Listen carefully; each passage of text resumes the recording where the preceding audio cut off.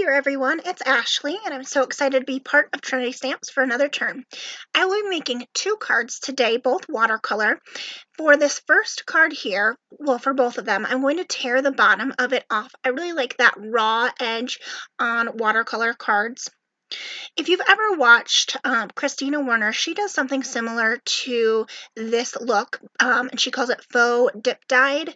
And this is kind of inspired from that, except I'm going to be doing this card as an ombre from lightest to darkest, darkest being down at that raw edge. And I'm going to make it as smooth of a watercolor blend as I can. So this is some cold press Canson XL watercolor paper, and this is very easily accessible watercolor paper. I even think you can find it at like Walmart. And then I'm using some mint tape, and I really like this. It's kind of a paperier tape than washi tape. Rips really easy, and I'm using that to hold down this paper because it will swell up once I add water to it. So this kind of helps me hold it in place and keep it nice and flat so my colors don't kind of drift and go where I don't want them to. So I'm going to be using the Mole-bile stamp, and then I will also be using this If Kisses Were Snowflakes, I'd Send You a Blizzard stamp. For my first card, I'm going to be using some Spectrum Noir Aqua. It is like a liquid watercolor, and I've swatched out some colors there trying to decide which ones I wanted to use, and decided on Blue Topaz for my light and Starry Sky for my dark.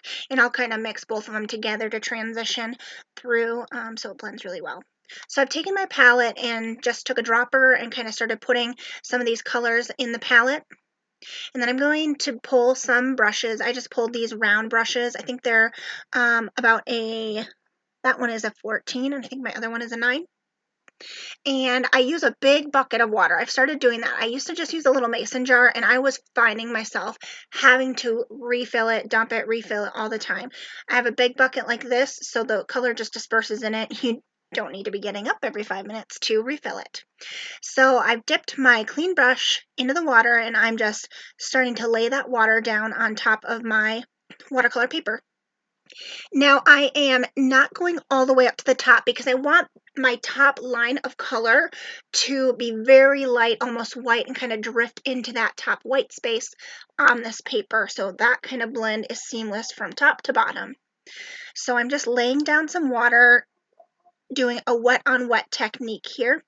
And my suggestion, if you try something like this, is when you start your water on the top of the card, go lower than you think, because I find myself when I do this going up higher just to get that blend really well blended into the top. So start lower than you think because you'll probably go up higher. So I'm starting with my lighter blue topaz color, and I added a lot of water to it, and I'm just starting to lay that down. So next I'm coming in still with my blue topaz color, the lighter color, with a little bit less water added to it, and starting to work my way down towards that raw edge. So this brush that I'm using is a synthetic squirrel brush. So I think it's supposed to mimic squirrel hair, but I really like it because it's really soft. It holds a lot of water, and something that I learned is if you flick a brush over your finger, kind of back and forth, and it's really snappy and it snaps back, that's probably a brush that's better for acrylic paper. You could still use it on watercolor paper, and I definitely have, but if you find a brush that isn't as snappy, it's probably better or probably more made for watercoloring. So now I'm just finishing up with my first layer. I always do 2 layers when I'm doing this technique, just get it a little bit darker. So between layers, I heat set it with my heat tool, and now I'm coming in with my second layer. And it's going in really bold with that dark color, and we'll blend it out. So now for the second layer, I'm just kind of working in reverse, blending that color out from bottom to top. And I'm picking up a lot more water this time to blend that out to get it to the lightness that I want it to be. While I finish the second layer, I'm going to go ahead and put some music on, and I will join you back when I am done.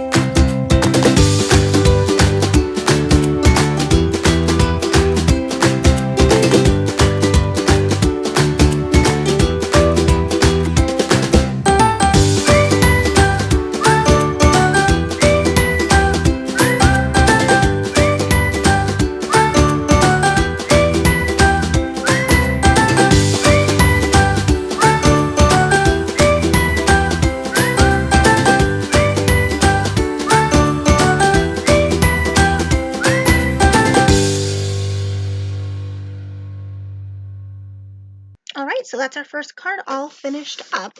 We will come back to this card after I complete the second card. So I've started the same way, but this time I decided to use Distress Oxides as watercolor.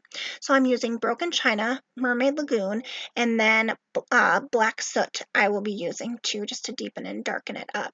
So since this is Distress Oxide, as soon as I hit water on it, it's going to kind of whiten up, but I think that will be really pretty and it'll almost give it a pastel look for this one. So I'm just laying this straight down onto my glass mat, and I'm going to do the same thing for the black, but I'm going to scooch it over farther on my glass mat so I don't possibly contaminate my two blue swatches here. So I am starting out the same exact way as the first card, using a clean brush and clean water and just wetting down my card here. If you get puddles, that is going to make your ink want to kind of spread around that puddle. So you want to make sure that you have an even amount of water spread around your card and not too dry either, otherwise you'll get really streaky marks. So a lot of watercoloring is just kind of playing around and getting a feel for it, and a lot of it is patience as well. So this technique would be a lot of fun just to play around if you're kind of feeling that, after Christmas, kind of not sure what to craft, because we've been so focused on the holidays and everything, and now that's done. I know a lot of the times I'll get kind of in a little slump where I'm like, what do I do? It's not quite Valentine's yet. What do I do? So just watercoloring or doing something out of the ordinary, something a little more artsy, can kind of take me out of that and just kind of help me get back into that creative mode. And with these two cards today, I'm showing you how to do the same technique with two totally different mediums. So the first one we have is like a liquid watercolor, and this one is Distress Oxide ink. So it's two totally different things. So I want you to be able to look at your craft area and see what you have that could work. Maybe you don't have traditional watercolors, but maybe you just have distress inks, or maybe you have watercolor pencils that you could try something like this with, or even Crayola or Prang watercolors, those palettes that a lot of the times we get for kids and stuff like that. They work great for this technique. I've done it many times and it works great. And I love that those have a little palette built into it, so you don't need to have something separate. And they're easy to travel with. So now I'm just going through this same as last time, building up my color and lightening it as I get to the top. Now, like I said, these are distress oxides, so it's really going to want to kind of lighten up and whiten up and almost give me that chalky feel. So it's definitely not going to get as deep and dark at the bottom of this as the first card, just because that black soot likes to lighten up. But I'm just kind of going through same as before, adding a lot of water, adding some ink, and lightening it up as I get towards the top, and just doing long strokes side to side. So now I'm starting to dry that off a little bit, and I think I'm happy with how this one looks. And I'm going to go ahead and take that mint tape off. And if you pick it up and you decide, oh, I need to do more, you can always lay it all back down and put your paper and your tape back down and add more if you want. But I liked how this one was, so now I'm going to go ahead and lay this down on my stamping platform. Now, because this is watercolor paper, I want to use a really juicy but fine ink. So I'm using VersaFine. My VersaFine is pretty new, so it's really juicy, so it works really well for this. So I'm going to go ahead and stamp this down. I really wanted it to be bold, and then I'm going to go ahead and use my embossing powder, just clear embossing powder, so it stands out. So if you used Versamark for this and did like a gold or silver or rose gold, or even white embossing powder, I think that would be really pretty too. For these two cards for this video, I wanted it to really be bright and bold for these stamps, but I really think that that would be beautiful too. I'm coming in with some clear embossing powder for the second card, and I will heat emboss that, and then we will put these cards together. So I trimmed the edges of this and then added some foam tape and mounted it onto my card base. And then next I am coming in with just a fine liner black marker and adding a couple more little dots that are kind of like similar to what's in the image, just to kind of make it go beyond the stamp. This is something I like to do. And if you were to do like white, you could use a jelly roll. That's white, Sakura jelly roll. Same thing with if you did other colors, I'm sure you can find like a gold pen or something like that. It's just fun to kind of do a little more artsy stuff with it and extend it beyond. And then lastly, I added some embellishments, and that card is done. And I will have everything listed below for you to take a peek at.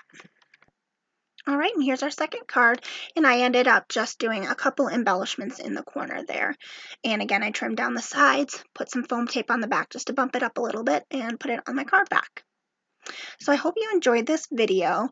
If you did, please be sure to like and subscribe to my YouTube channel, as well as Trinity Stamp's YouTube channel and our Facebook group, Imagination, Inspiration, Conversation, for more crafty fun.